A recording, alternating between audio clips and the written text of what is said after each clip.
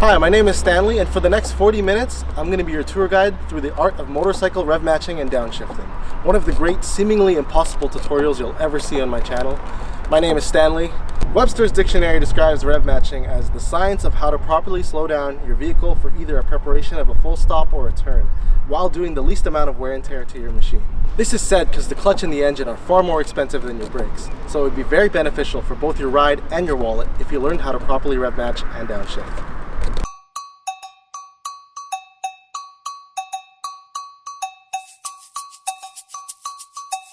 Alright guys, so I'm on the bike now, and I just want to show you all the 3 methods of rev matching and downshifting from beginner to advanced. So here's method 1. Releasing the clutch slowly after downshifting. This is the simplest and most beginner form of downshifting. You don't even have to blip the throttle or anything, it's pretty simple. So this is pretty much how you do it. I'm on gear 4 right now, and say that there was a stop sign ahead. Actually, it's perfect, there's a car up ahead. I'm slowing down, I go to gear 3, slowly let the clutch out.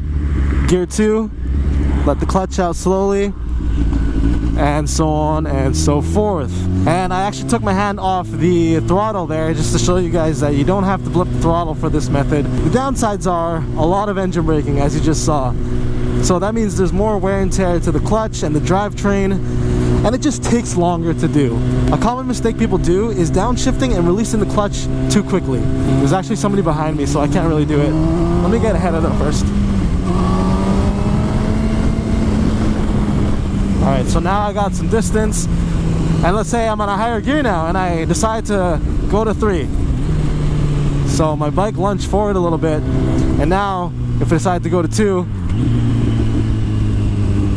bike lunges forward again a little bit. And the reason the bike bucks forward is that my speed is too fast for the gear that I'm shifting into. Alright, so method number 2. This one is a little bit harder, but I'm sure you guys can get it with a little bit of practice. So this method, you're simultaneously using the clutch, throttle, and downshifting. Well, there's a little bit more multitasking involved here, but overall, pretty straightforward as well. The idea here is to bring the revs up to compensate for the lower gear that you'll be switching into. So we're gonna go up to 5 here. And now, I'm slowing down. See what I'm doing there? I'm adding some throttle when I shift.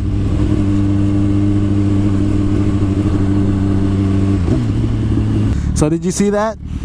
Because the revs were up while I downshifted, the gear which would normally require a higher RPM has gotten that higher RPM and now can start from that higher RPM to come down smoothly instead of the RPM bucking up to try and compensate for the lower gear. Well, I said higher RPM so many times. I hope that didn't confuse you guys. This is great for street riding, but it can also benefit you for beginner track days as well. The downside is you'll be using a little bit more engine braking in comparison to the next method that I'm going to show you. Common mistake people do here is blipping the throttle but releasing the clutch too early.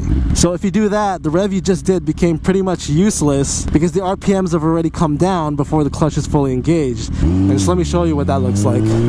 So we're going to go into 4th gear here. Actually, we'll go into 5th. And say I'm going down now. See what I did there? Because it wasn't simultaneous with each other, by the time I released my clutch fully, the rev was long gone. It was already long gone, long past, so it pretty much did nothing except glorify the sound of my exhaust. So method number 3, this is the most difficult one, but the most practical. It'll take some time for you to perfect it, so be patient because you will learn it eventually. And trust me, it'll be worth it because once you learn it, you can pretty much use this method for all types of riding. So there's a lot of multitasking involved here. There's going to be the clutch, there's going to be the throttle, there's going to be the front brake, and there's going to be downshifting as well. Again, basically simultaneously. So here are the motions. I don't have a camera for my foot, but let's just imagine that I'm downshifting every single time in tandem with all of this stuff going on here, okay? Alright, so this is pretty much how you do it. You can use 2 fingers or 1 finger, whatever is up to you. I'm actually comfortable using both, but for the sake of this example, I'm going to use 1 finger, okay? So you're pulling in the clutch, pulling in the front brake, blipping the throttle, and you're going to be downshifting all at the same time. So it's going to be like this. And as you're braking, sliding your fingers over the brake levers will probably be the easiest way to prepare yourself to apply brake pressure when needed and still be able to blip the throttle with ease. Keep practicing this motion because eventually you'll instill it in your brain and soon enough it'll become second nature. So again, 1 finger or 2, whatever is more comfortable for you, but this is pretty much the motion for the right hand. So I'm just going to show you guys what that looks like now. We got a nice empty straight this way and back. All right, let's say we're slowing down now, okay? One finger on the brake lever, getting ready. All one motion, just like that. I would just downshift it to 4, downshift it to 3, downshift it to 2. Nice and smooth. It doesn't buck on me at all. Like I said, when you're doing track days, method 2 is probably the most common thing you'll see in beginner riders. They're pretty much going to be entering a corner, right? And they're going to be blipping the throttle and pulling in the clutch, not using the front brake just yet. They'll go like this, then they'll pull in the front brake, and then they'll make their turn. And that's completely fine too. It does take a little bit more time to slow down though. As you saw, the brake comes afterwards. The good thing about method 3 is you're braking at the exact same time as everything else as you're downshifting. So that preps you for the turn a lot quicker and a lot smoother. Pick it up a little bit. And you know what? For the sake of this, we're gonna downshift while at a high speed. And even then, the transition will be a lot smoother than, say, just releasing the clutch. So we're on 5th, we're going about 100 now. Now we're gonna start downshifting. Right there. Another one.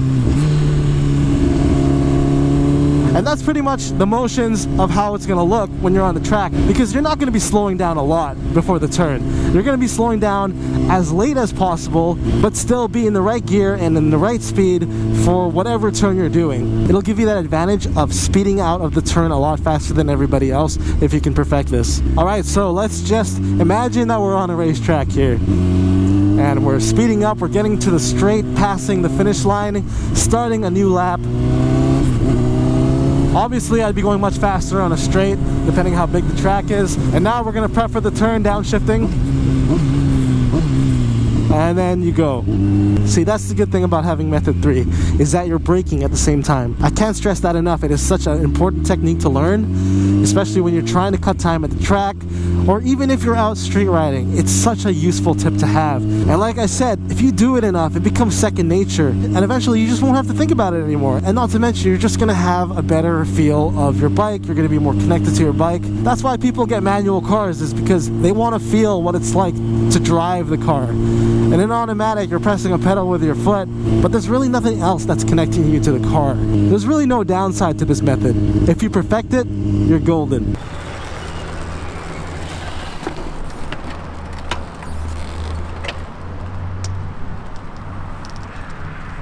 My name is Stanley, and it was a pleasure being your tour guide today. Stay safe out there, and I'll catch you guys on the flippity flip.